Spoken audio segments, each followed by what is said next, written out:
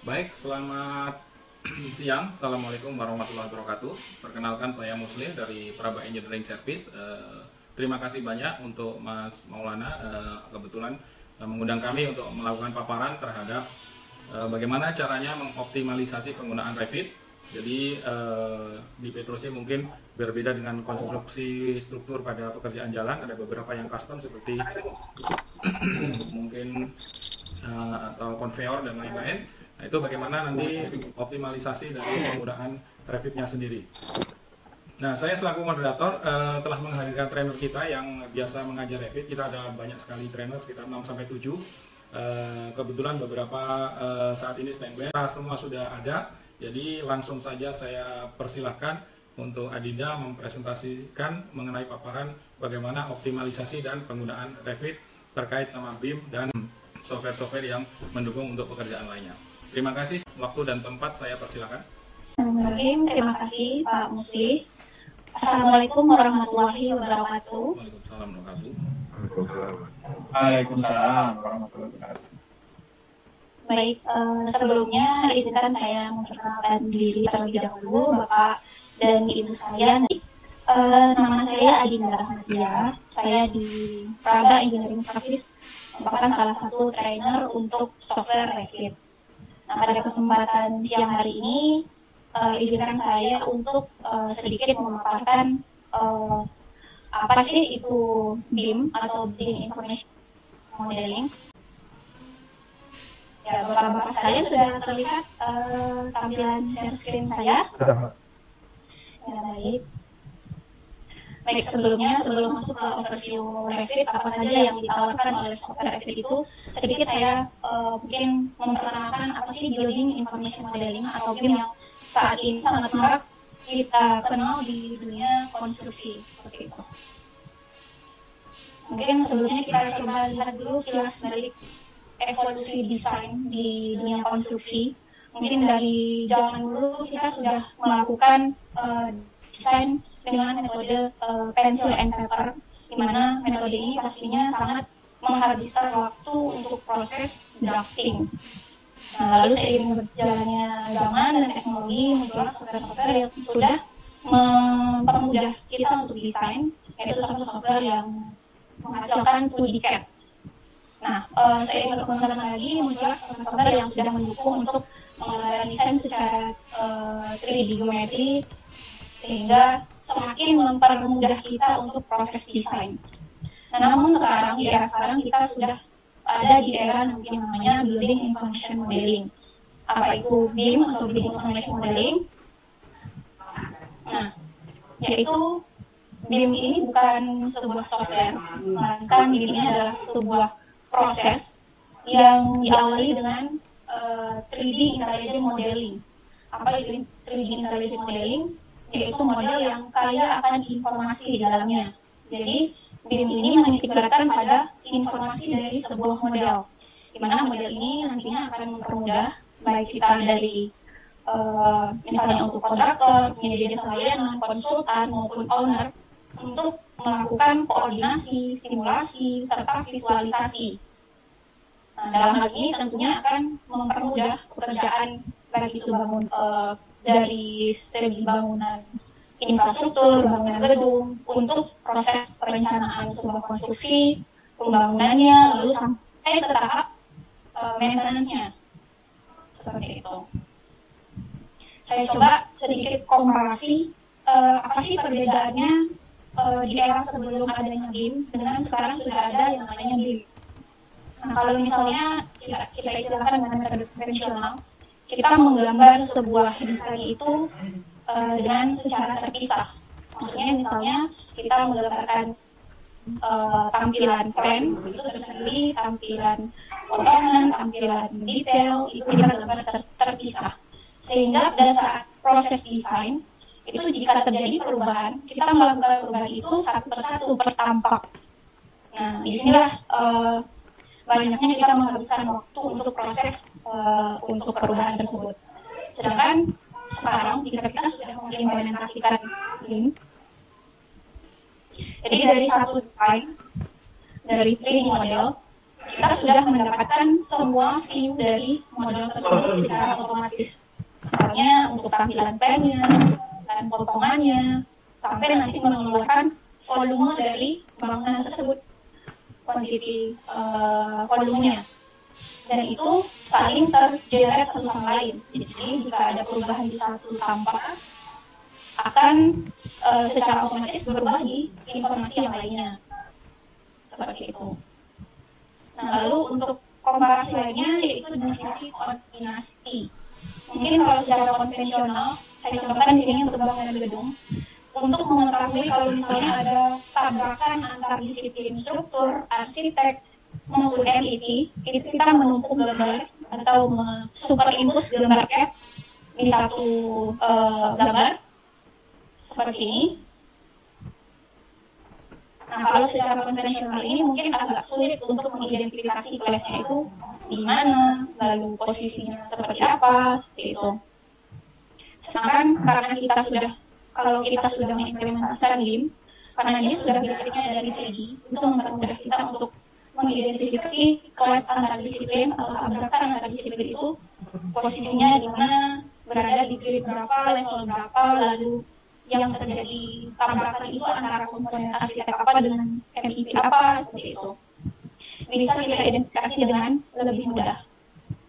Jadi kita sudah mendeteksi dari awal perencanaan sebuah bangunan itu nantinya untuk mengurangi riwuk pekerjaan. Itu dari segi koordinasi antar disiplin. Nah, itu apa sih keuntungannya kita mengimplementasikan BIM ini? Dari yang saya jelaskan sebelumnya, tentunya akan mengurangi durasi pekerjaan. Karena kita sudah mendesain, dari segi desain saja kita sudah secara 3D dan saling terkoneksi antara semua informasi yang ada di dalamnya. Lalu juga pasti berdampak kepada biaya. Biaya juga akan terminimalisir karena kita sudah melakukan identifikasi kesalahan dari desain tersebut. Lalu, dan kita juga bisa menghasilkan bangunan yang hemat energi. Karena kita sudah mengidentifikasi untuk analisa strukturnya, analisa environment-nya dari awal. Nah, di BIM ini sendiri, itu kita basicnya dimulai dari level 3D. Di mana yang akan kita bahas pada hari ini yaitu software yang mendukung untuk 3D model ini sendiri adalah software Revit. Nantinya kalau misalnya sudah berlanjut ke level selanjutnya, level 4D, yaitu bagaimana kita mengintegrasikan antara gambar 3D model dengan schedule lapangan. Jadi kita bisa melihat progres pekerjaan di lapangan dengan perencanaan secara 3D seperti itu. Lalu lanjut lagi kalau misalnya sudah sampai ke level 5D, yaitu bagaimana kita membreakdown dari 3D model kita itu menjadi quantity take off atau volume. Lalu di level 60 untuk menganalisa berbagai analisa energi, lalu environment, menghasilkan green building elemen, lalu untuk 70 bagaimana untuk manajemen maintenance, asset management. Nah, di balik semua itu, untuk pengimplementasian diri ini, ada beberapa hal yang perlu dipersiapkan. Ada 3 hal penting. Yang pertama yaitu tentunya dari segi people-nya. Bagaimana pengetahuan si user BIM ini terkait software, bagaimana struktur organisasinya, apabila nanti di lapangan sudah mengimplementasikan BIM, bagaimana struktur organisasinya akan diterapkan. Lalu tentu saja prosesnya, bagaimana workflow dari masing-masing tim BIM ini bisa saling berkolaborasi untuk menghasilkan tujuan BIM itu sendiri. Dan yang terakhir tentunya teknologi, salah satunya adalah software. Jadi BIM ini perlu didukung oleh beberapa software untuk menjalankannya. Salah satunya adalah software Revit. Nah, langsung saja kita masuk ke salah satu software yang mendukung untuk implementasi BIM ini sendiri, yaitu Autodesk Revit.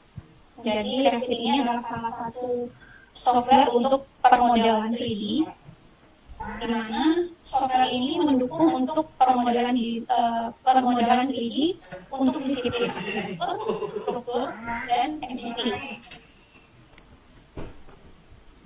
Mungkin untuk sedikit pengenalan terkait BIM seperti itu, saya coba langsung mungkin memperlihatkan software Revit itu sendiri seperti apa.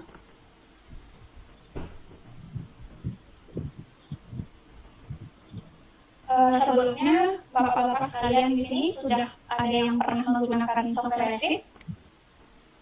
Belum. Belum, baik. Belum.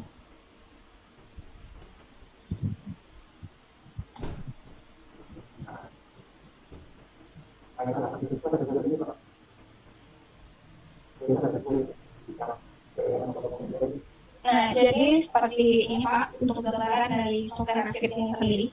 Dia merupakan software permodelan 3D yang mendukung untuk permodelan arsitek, di mana nanti untuk modul arsitek sendiri kita didukung oleh fitur-fitur untuk permodelan arsitek.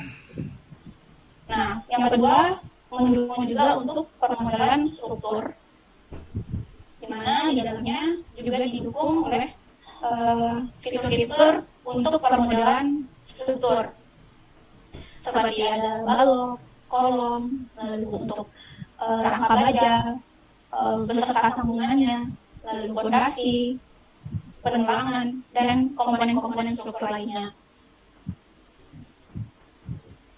Nah, yang ketiga juga mendukung untuk disiplin MEP.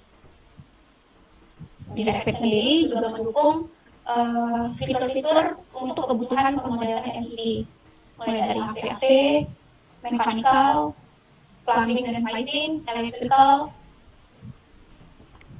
Nah, semuanya didukung dari software Revit ini. Nah, mungkin untuk beberapa contoh permodelan 3D yang dihasilkan dari Revit. Yang pertama, itu saya coba perlihatkan di sini untuk bidang konstruksi bangunan gedung. Kita bisa menghasilkan gambar struktur mulai dari fondasi, struktur bawah, sampai nanti ke struktur bajanya. Nah, selain bangunan gedung, kita juga bisa membuat permodelan untuk struktur infra. Di sini contohnya untuk jalan layang, mulai dari pembuatan fondasi, pier head, girder, dan struktur rangka baja. Nah, contoh lain misalnya untuk membuat 3D jembatan sederhana seperti ini, ada abutmennya, ada fondasi. Jadi kita bisa membuat istilahnya kalau di Revit itu family itu adalah komponen-komponen yang bisa kita buat sesuai dengan kebutuhan.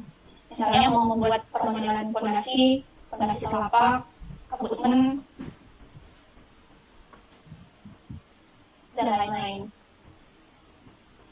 Nah, yang perlu ditekankan, kita tidak hanya menghasilkan 3D modelnya saja, tapi juga ada informasi dari 3D tersebut. Misalnya, saya contohkan di tampilan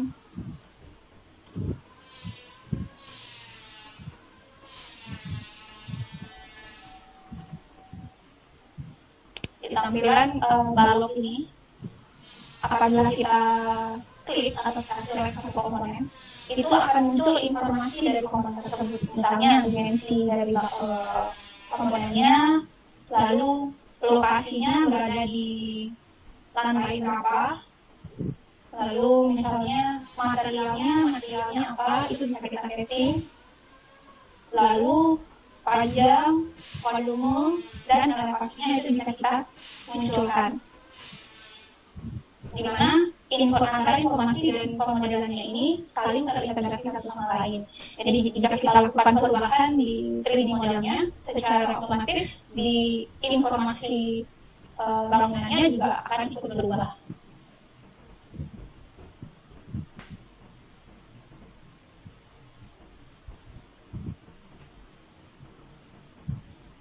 Itu untuk contoh bangunan struktur. Nah, untuk disiplin arsitek juga seperti itu, kita bisa menampilkan atau menggambarkan secara 3D untuk bangunan arsiteknya. Seperti ini.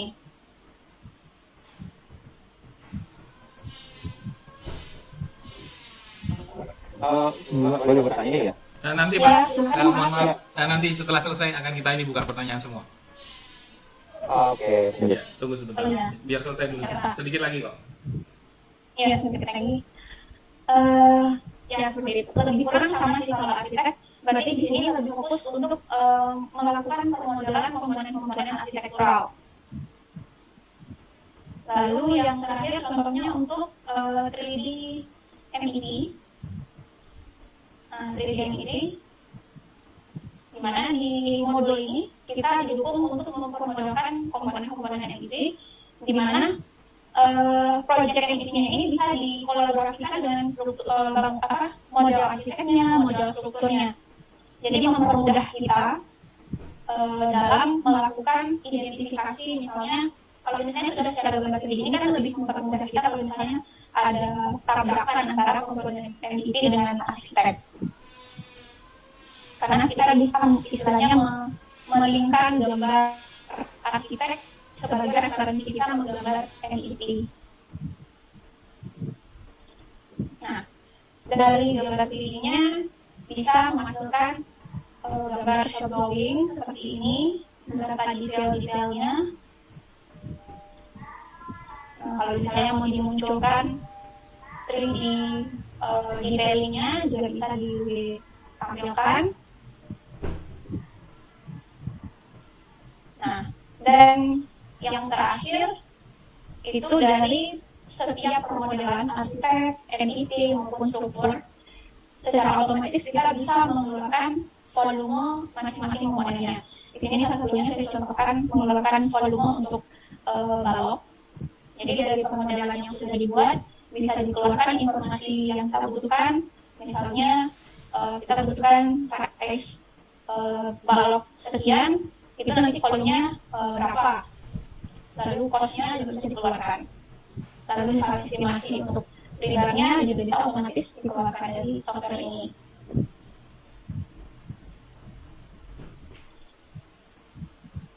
Nah, mungkin untuk sedikit overview terkait apa aja dari Revit ini dari saya, itu mungkin saya kembalikan lagi ke Pak Musli untuk sesi berikutnya untuk tanya jawab, Pak.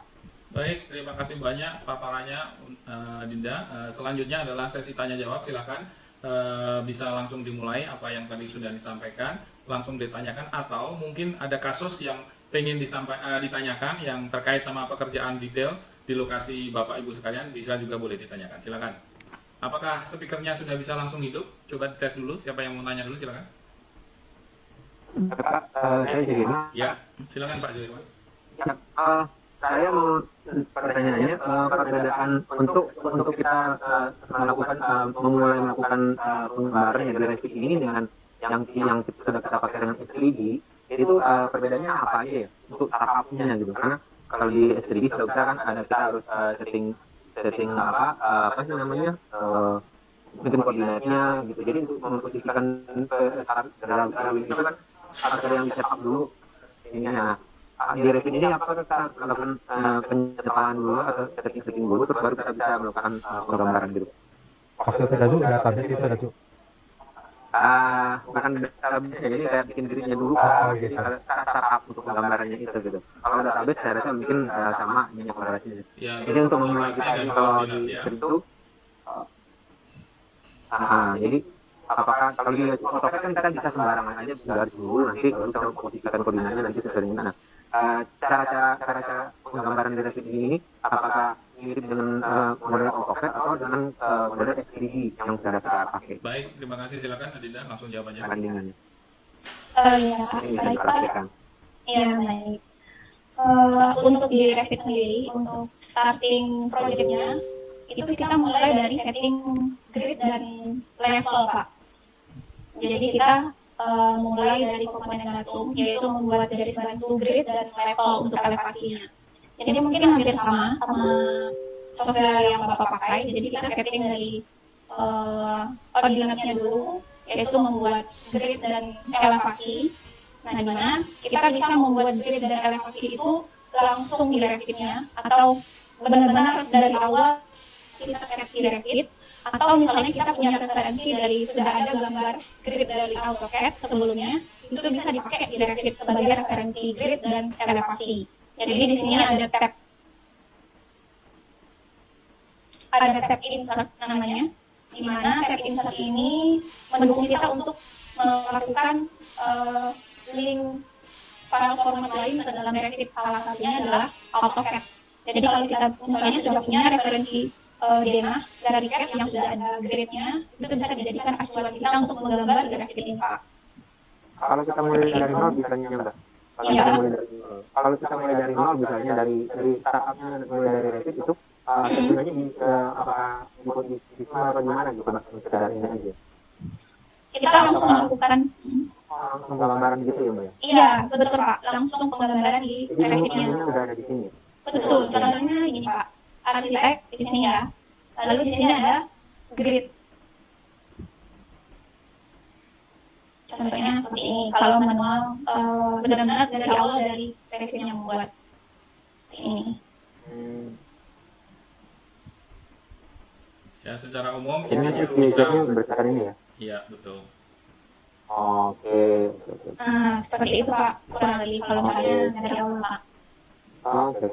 Berarti bisa sepertinya hampir sama mirip dengan CAD ya kalau untuk startup dari nol ya, bukan dari kalau di S3D kan kita harus setup dulu di menunya gitu, jadi baru dia tampil gitu.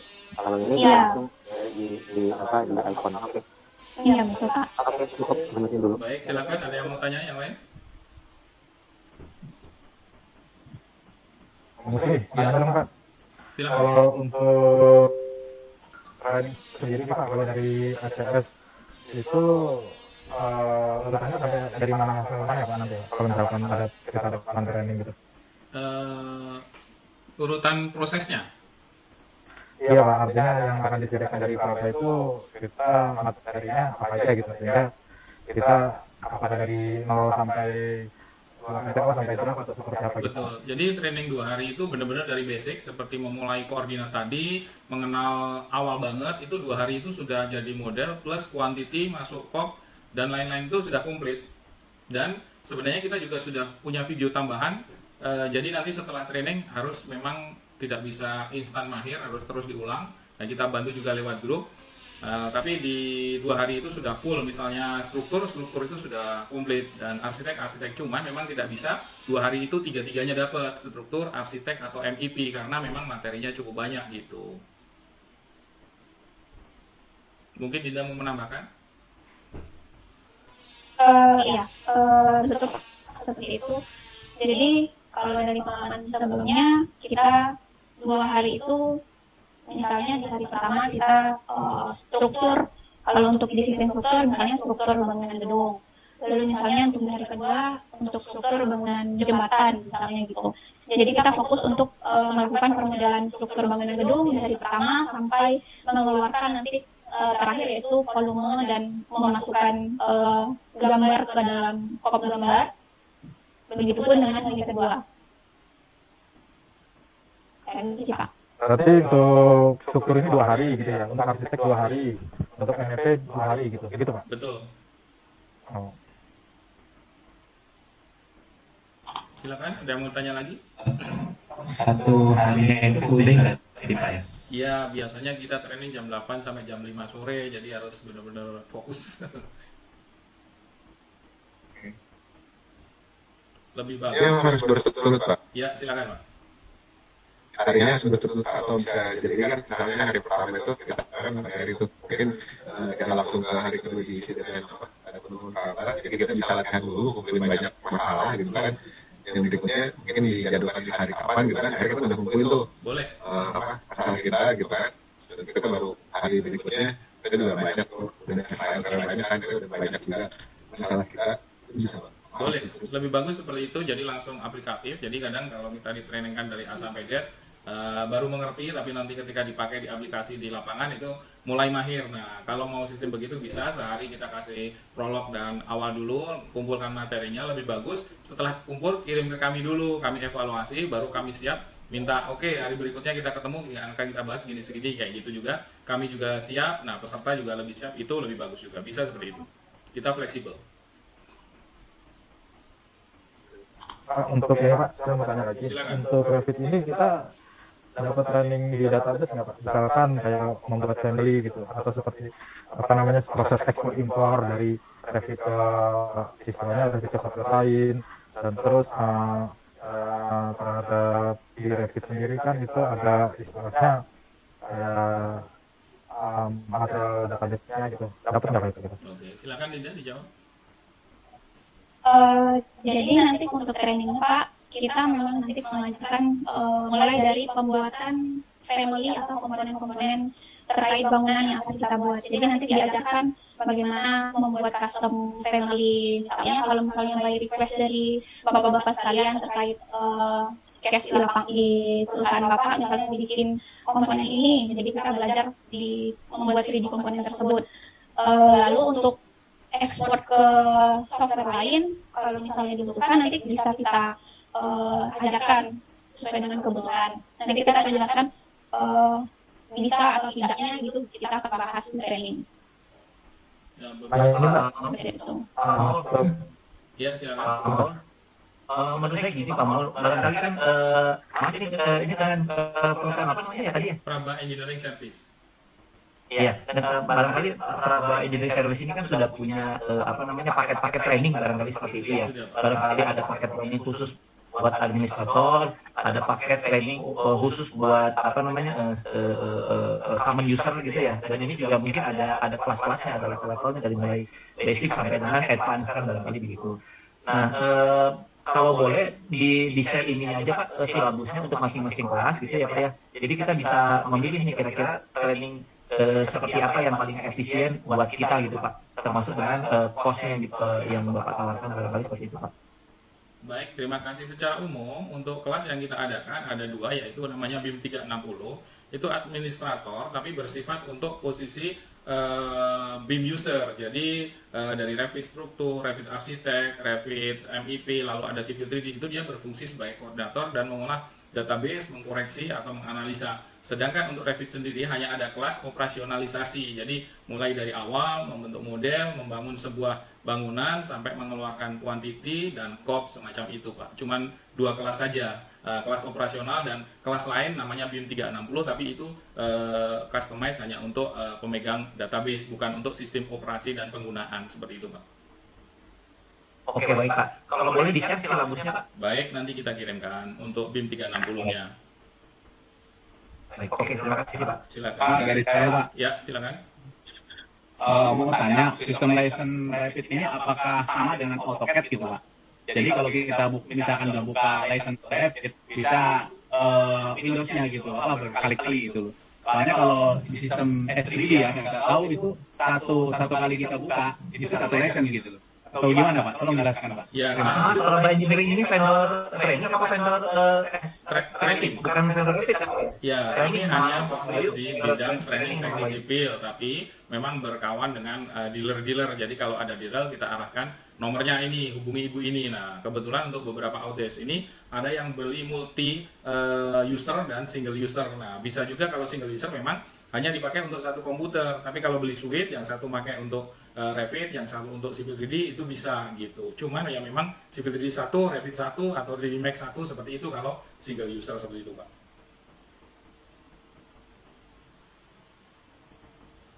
Nanya lagi, Silakan. ya nanya lagi tadi untuk family tadi itu kan kita bisa bikin komponennya ya, komponen tertentu. Nah, nanti bisa untuk material handling kan agak spesifik ya, conveyor ya. Itu nanti bisa kita create di family tersendiri nanti ya, integrasinya ini ya. Silakan Dinda. Ya, terima kasih Pak. Bisa untuk misalnya komponen yang ingin dipelajari, misalnya conveyor, mungkin bisa nanti dari perusahaan Bapak mengirimkan kira-kira kalau misalnya ada gambar AutoCAD-nya bisa kami pelajari dulu untuk permodelannya, nanti bisa kita pelajari pada saat training Pak. Cuman dari pengalaman silakan. Karena dari pengalaman saya sebelumnya itu saya pernah membuat konveyor untuk bangunan untuk di proyek bandara itu bisa Pak untuk membuat konveyor. Oh iya, kalau konveyor bandara mungkin masih agak simpel ya, karena kalau konveyor untuk material handling, kalau konveyor untuk material handling itu sebenarnya di konveyornya sendiri punya banyak data ya. Jadi kalau bisa kita bikin puli itu datanya itu begitu banyak gitu, mulai dari lebarnya sekian sampai lebarnya sampai sekian gitu, dan diameternya juga berbeda. Termasuk nanti ada idlernya juga begitu banyak macam idlernya. Apakah kita bisa haruskah kita create dulu masing-masing speknya data terkait dari itu, speknya untuk diameternya segini bentuknya, diameternya segini, ukurannya segini, atau nggak bisa kita ambil dari database-nya itu ya? Jadi kita nggak ambil database dari vendor, misalnya vendor ukuran header yang dari vendor ini ukurannya segini, kita create satu, terus kita create yang lain itu dengan memanfaatkan database-nya itu tidak bisa ya, ya harus kita create sendiri, kita dapat sendiri harus ininya ya. Iya betul Pak. Jadi memang basicnya di Revit itu memang langsung penggambaran secara 3D gitu Pak, tidak basicnya dari database seperti itu. Jadi paling nanti kalau misalnya kita mau based on case-nya dari Bapak, mungkin bisa dikirimkan contohnya seperti apa, lalu kita bisa kulik dulu nih komponen ini bisa nggak kita modelkan di Revit atau tidak, seperti itu. Tapi nanti kalau untuk manage data yang lain, nanti kita tinggal update yang family yang ada ya. Kita update, kita wujud family yang ada ya. Iya, jadi memang dasarnya di Revit itu kita bisa di Revit-nya sendiri sudah menyediakan komponen-komponen yang sifatnya mendasar lah dari sebuah bangunan. Tapi kalau kita misalnya membutuhkan modifikasi, bisa memodifikasi dari family yang udah ada di Revit maupun dari nol. Benar-benar dari nol kita buat family tersebut sesuai referensi investasinya seperti itu Pak. Kalau misalnya, tapi kayaknya nggak bisa. Kalau biasanya kan inventor sendiri, otoris inventor sih biasanya lebih ke MF mekanikal juga ya. Tapi itu agak beda sistem apa? Ya juga nggak. Iya, terima kasih. Baik, silakan sedikit menambahkan. Selain menggunakan yang ada di dalam template Revit, ada juga bisa di-download di namanya BIM City. Ada beberapa software lain, web lain itu tersedia. Namun jika tetap tidak ada kasus customize banget, nanti kita bisa buatkan satu video, dan ketika nanti modelnya sama, ukuran berbeda, nanti bapak-bapak sekalian bisa membuat dengan cara yang sama, kira-kira seperti itu. Mas Lim, Pak. Ya, silakan. Berarti artinya setelah training itu berarti kita terus dikawal ya Pak, artinya ada pengawalan terhadap apa namanya, kita mau komunikasi gitu, menanyakan sesuatu bisa melalui grup WhatsApp ya Pak? Betul, jadi sesudah training kan kita bantu, karena memang tiap tahun, tiap bulan, tiap era ganti project, ganti kasus, ganti itu. Nah, itu menjadi kesempatan kita juga untuk memberikan beberapa eksplorasi bagaimana masalah itu dan solusinya. Tujuannya agar memang peserta itu benar-benar mahir, tidak hanya saat training tapi diaplikasikan di dunia kerja. Kita bisa bantu lewat video, mungkin tidak bisa tatap muka gitu. Kalau mungkin butuh tatap muka ya mungkin akan kena cas, misalnya oh saya ada proyek baru, kasus baru, tolong tungguin 3 hari di kantor saya, mungkin akan kena cas. Tapi selama di grup kita akan terus bantu, baik lewat video atau capture atau apapun. Trainer kita standby ada 7 orang di dalam satu grup, kira-kira seperti itu. Silakan jika ada mau bertanya lagi. Ya. Saya mau tanya sedikit aja Pak terkait pemindahan project base point ke survey point Pak. Apakah di Revit ini prosesnya lebih gampang atau agak ribet Pak ya? Soalnya kalau di apa namanya software BIM lain kan bisa disetting dari koordinat gridnya gitu Pak. Kalau di Revit ini gimana Pak ya? Untuk koordinat biasanya kita main di Civil 3D dulu, lalu dari Civil 3D bisa jadikan surface atau koordinat-koordinat tertentu, lalu dibawa ke Revit dengan import dengan cukup mudah, dengan import link saja, itu bisa. Ataupun benda-benda itu masuk dulu ke Civil 3D, baru di setting koordinatnya, di Revit, lalu baru di setting koordinat sesudahnya, itu juga bisa, memungkinkan. Jadi tidak terlalu sulit sih menurut saya. Berarti Revit ini bisa bermain di koordinat global juga ya Pak? Betul, bisa. Kan ada namanya setting UTM dan lain-lain mirip Civil 3D, karena memang ini juga digunakan untuk pekerjaan infrastruktur yang dimana lokasinya bisa saja berbeda zona semacam itulah. Dinda mau menambahkan, silakan. Ya Pak, jadi sama. Jadi dari Civil 3D atau dari CAD kalau misalnya sudah ada koordinat itu bisa kita import ke dalam Revit. Jadi di sini ada tools Meshing Insight, namanya kita bisa membuat untuk site management di gambar Revit-nya. Dan itu bisa langsung dibuat di Revit ataupun bisa import dari data Civil 3D maupun dari AutoCAD, seperti itu Pak. Jadi ini poinnya saya belum dapat sih.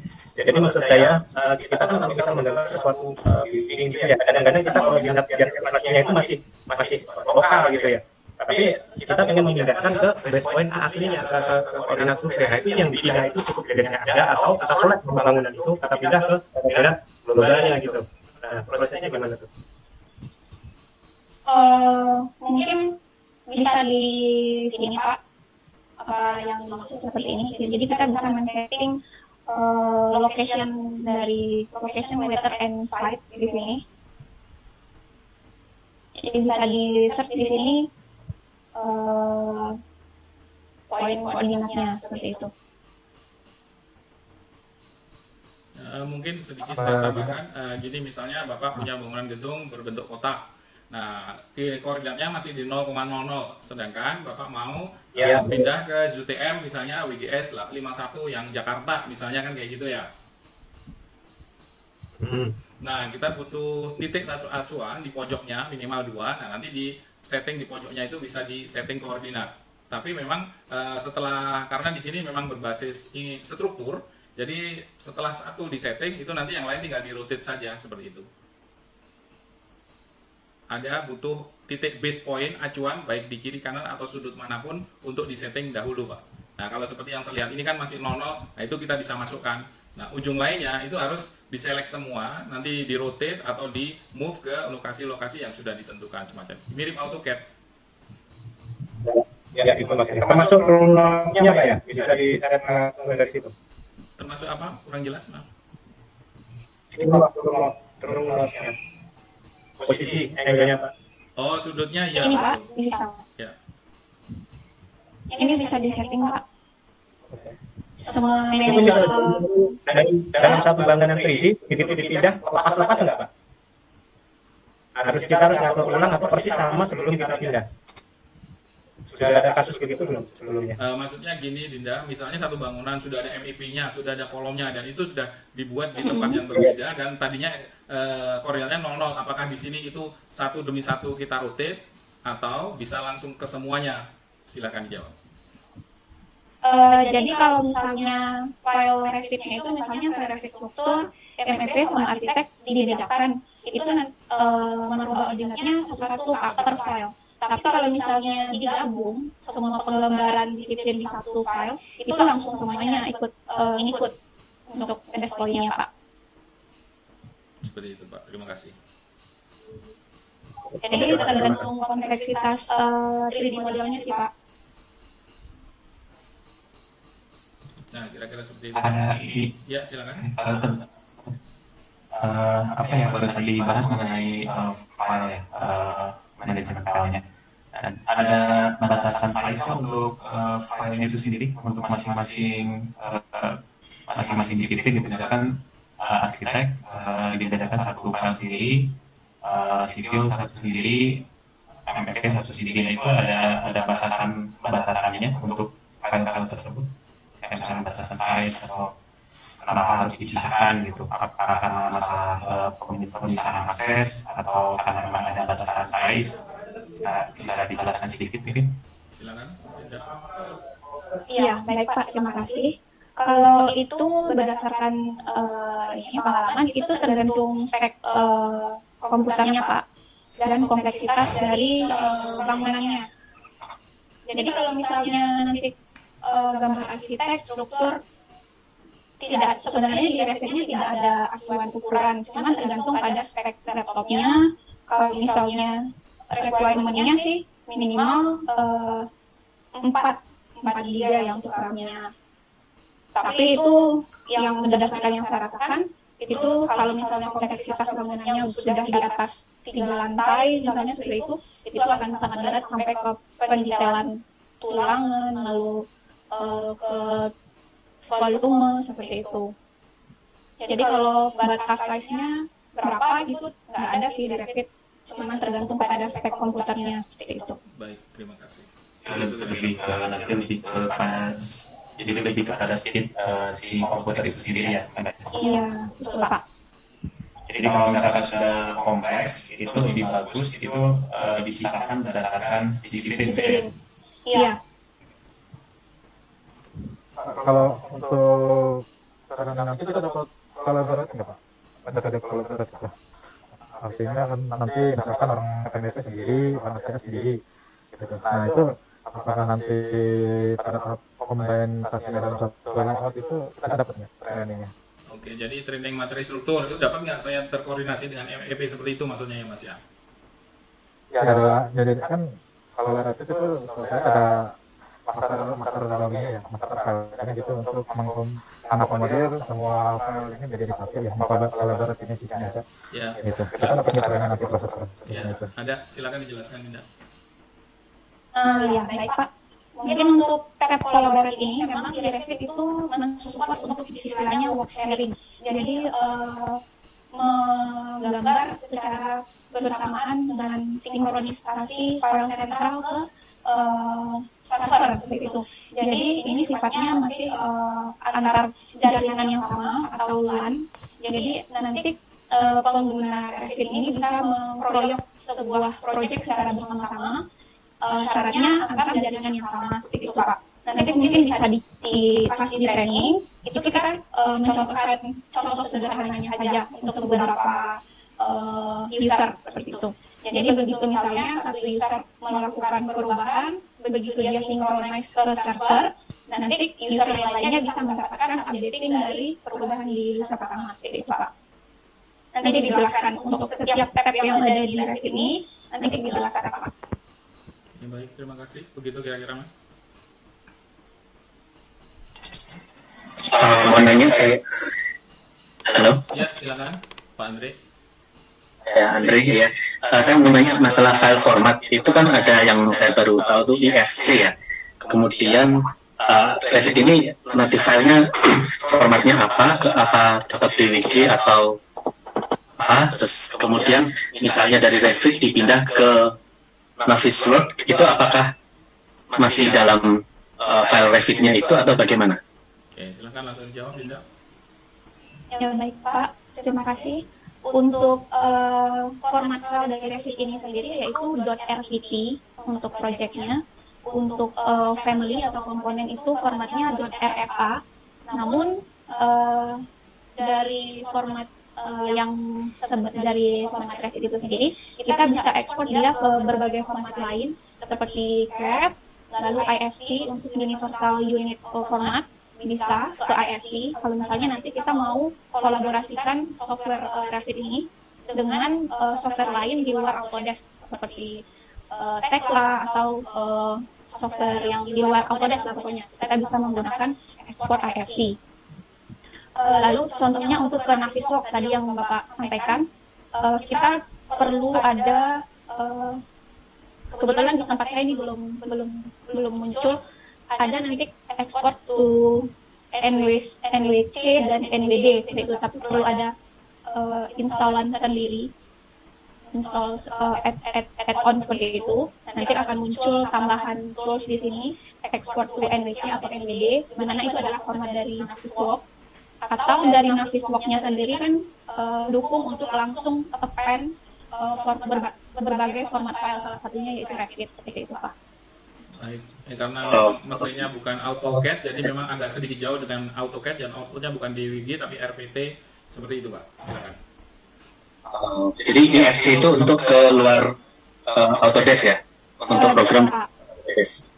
Ya, sebenarnya sudah open Pak, sudah berbeda platform. Oke. Misalnya di ekspor IFC, kemudian bukan itu apakah ini masih tersimpan? Maksudnya Tekla disebutnya, ya. Apakah data-datanya masih tersimpan? Bagaimana? Atau hanya bentuk garis saja tanpa ada informasi di dalamnya? Kalau sepengetahuan saya, kalau ke Tekla itu sepertinya ada penyesuaian lagi nanti di software Teklanya Pak. Jadi dia tidak langsung otomatis benar-benar sesuai yang di Revit langsung muncul di Tekla. Jadi ada penyesuaian lagi dari software Teklanya itu sendiri. Jadi beda-beda sih kalau sudah beda platform itu treatmentnya seperti itu, Pak. Oh, jadi nggak bisa langsung misalnya dari Tekla ke Revit atau Revit ke Tekla dengan EFT itu langsung bisa di edit gitu ya? Bisa ya? Sepertinya ada komponen-komponen yang mungkin pembacaannya di softwarenya itu berbeda seperti itu, Pak, karena sudah lintas perusahaan seperti itu. Iya, Pak. Oke, terima kasih. Mbak, pertanyaan yang sama. Kalau dari Navis ke Revit sendiri bisa nggak? Kalau Jadi dari kalau Navis yang itu kita impor ke Revit ini bisa nggak? Oh, nggak bisa, Pak. Soalnya kan Nggak bisa ya. Navis dia cuma software untuk membaca gambar 3D, untuk mengidentifikasi clash detection, lalu untuk membuat timeliner scheduling 3D, lalu untuk membuat animasi seperti itu. Sedangkan memang basic untuk membuat 3D-nya itu ada di software Revit. Jadi memang Navis itu cuma sebagai software review gambar 3D lah istilahnya seperti itu, Pak. Iya. Awalnya kan memang Revit kita transfer ke dari Revit ini kita ekspor ke Navis, tapi dari Navis itu kita balikin ke Revit nggak bisa ya? Nggak bisa. Jadi Sekalipun secara satu ini Autodesk sendiri ya? nggak bisa, Pak. Jadi Oke. jadi paling seperti ini. Di Navisnya nanti kan ketahuan misalnya pas sudah melakukan clash detection itu ada kode komponen yang clash. Nah, nanti di Revitnya bisa di search by ID si kode tersebut. Di Revitnya itu clash-nya itu di mana seperti itu. Baru kita perbaiki, lalu balik lagi ke Navis, dicek lagi seperti itu, Pak. Ya, oke, terima kasih. Masih ada lagi? Silakan. Maaf, Mbak. Ya, tadi Mbak bilang ekspornya itu ke NWC ya? Iya betul, NWC, NWD. Oh, bisa NWD juga, soalnya kalau cuma NWC itu kan AC doang tuh nggak bisa dibuka. Iya, Terus ada ada NWD-nya? Ada NWD-nya juga. NWC, NWD, NWF 3 itu, Pak. Oh, oke. Terima kasih, Mbak. Sama-sama, Pak. Sudah selesai semua? Kira-kira jelas dari pemaparan yang sudah kita sampaikan? Mungkin satu lagi. Silakan. Oh, ada lagi. Ya, silakan. Terkait trainingnya aja, untuk saat ini hanya tersedia training online atau ada kemungkinan juga bisa offline, Pak? Kita sudah sejak Agustus sudah ada offline, jadi kita datang, tapi biasanya kita trainernya kita swab dulu antigen itu, baru kita datang ke lokasi itu bisa. Lalu kita juga sudah siapkan hand sanitizer dan masker. Jadi masker selama training tidak boleh dilepas. Lalu nanti kalau pas makan siang aja baru dilepas dan ganti karena maksimal 6 jam ya. Jadi satu sesi itu kita bawakan 5 masker, harus diganti-ganti terus semacam itu. Yang mudah-mudahan kita sehat terus, tapi sudah ada tatap muka saat ini gitu. Berarti kalau misalkan kita ingin request trainingnya diadakan di kantor kita, misalkan itu berarti possible ya? Bisa ya, dengan catatan kalau bisa kantor juga transparan. Kalau misalnya karyawannya harus semua sehat ya, jangan sampai nanti ada yang disembunyikan track recordnya, ternyata ada yang kena semacam itu. Karena kita juga mencoba untuk membawa surat, jadi artinya kita juga sehat gitu ya. Jadi di kantor kita sih juga masih menerapkan protokol juga. Baik, ya. Minggu sekali kita ada swab juga. Siap, kita bisa. Oke, terima kasih, Pak. Sama-sama. Ada lagi silakan. Pak Muslim, maaf, Ya. ada yang ketinggalan. Silakan, Mas. Untuk cara saving filenya, Pak, ini Revit ini kalau misal kita save, kita save sekarang nih, terus 2 jam kemudian kita mau save lagi, apakah dia itu jadi file terpisah lagi atau masih file yang itu ya? Soalnya dulu saya pernah coba itu kayaknya numpuk-numpuk, jadi banyak banget filenya sampai 5 jam saya kerja juga ada 5 file gitu yang ada di folder di situ. Iya, sedikit berbeda dengan AutoCAD. Silakan Dinda dijelaskan. Ya baik, Pak, terima kasih. Jadi memang sistemnya di Revit itu memang setiap kali kita lakukan save, itu dia akan membuat backup filenya tersebut. Cuman kita bisa setting sih, Pak, misalnya maksimal backup filenya yang pengen dimunculkan itu berapa jumlahnya, itu bisa disetting di sini di jurnal file cleanupnya ini. Jadi misalnya kalau misalnya sudah 10, nanti file yang pertama kali di save itu akan hilang. Pokoknya maksimal lah, hanya ada 10 backup file. Ini tujuannya adalah kalau misalnya file terakhir yang kita buka itu mengalami kendala, setidaknya kita punya backup file save terakhir yang kita lakukan gitu Pak. Soalnya di Revit memang tidak ada auto save, dia hanya ada journal file cleanup seperti itu. Memang biasanya kan ada kodenya nama, terus ada 001, 002, 03 sampai 0010 seperti itu ya Pak. Jadi itu memang backup filenya seperti itu. Cuman bisa kita upload kalau misalnya cuma 05, bisa, boleh Pak. Yang terakhir itu yang tidak ada kode 00, yang tidak ada kode 00-nya. Yang terakhir Pak. Oke, Mbak. Makasih. Baik, terima kasih banyak atas kehadiran semua peserta. Ada lagi atau sudah cukup kira-kira?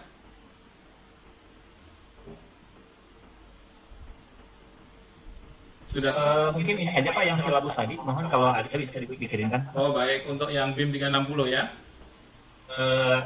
Dua-duanya Pak, mungkin dengan yang administrator ya Pak. Oke, baik. Semuanya aja Pak nanti dikirimkan. Oh ya, baik. Kita Musli ya. Baik, ya. Nanti kita segera kirimkan lewat Mas Maulana. Baik, terima kasih banyak kehadirannya rekan-rekan semua. Mudah-mudahan sedikit paparan dari kami bisa menjelaskan bagaimana sistem kerja dari Revit. Saya yakin Bapak-Bapak sudah banyak sedikit mengenal software-software lain. Ini tidak jauh berbeda, hanya mungkin nanti diterangkan bagaimana cara menggunakannya. Nanti otomatis akan mahir ketika sudah training dan dipakai. Karena training software 2 hari, saya jamin tidak bisa instan mahir. 2 hari itu prosesnya baru mengerti. Nanti kalau sudah diulang baru lancar. Nah, setelah dipraktekkan di dunia kerja, maka nanti akan menjadi mahir semua. Kira-kira dari kami, perabot engineer semuanya ya. Pak Musli, satu lagi. Oh iya, silakan. Pak Musli. Sorry, satu. Masalah ini Pak, sertifikat Pak, apakah training ini juga ada sertifikatnya Pak? Sertifikat ada dari kami, jadi sertifikat bahwa sudah menyelesaikan training. Namanya sertifikat completion, jadi dapat sertifikat semua. Masing-masing, misalnya ambil 3 jurusan berarti dapat 3, arsitektur, struktur, atau MEP. Nah nanti untuk kelas internasional ada kecakapan khusus, bisa tes online, itu biaya kalau tidak salah 1,2 juta itu online yang diakui internasional lewat sertipot, kira-kira seperti itu. Tapi harus mahir dulu karena bisa atau tidak bisa harus bayar, jadi bayar di depan, jadi kalau nanti gagal ya tetap uangnya hilang gitu. Oke, jadi kalau yang untuk training ini sertifikat yang dari Praba Engineering aja Pak ya? Betul, ya. Kalau yang internasional nanti harus ada cost-nya lagi. Betul ya. Oke, terima kasih Pak Musli, terima kasih Mbak Dinda. Sama-sama Pak. Baik, kami undur diri. Saya Musli dan rekan saya Adinda Rahmatia undur diri. Terima kasih banyak. Assalamualaikum warahmatullahi wabarakatuh. Waalaikumsalam warahmatullahi wabarakatuh.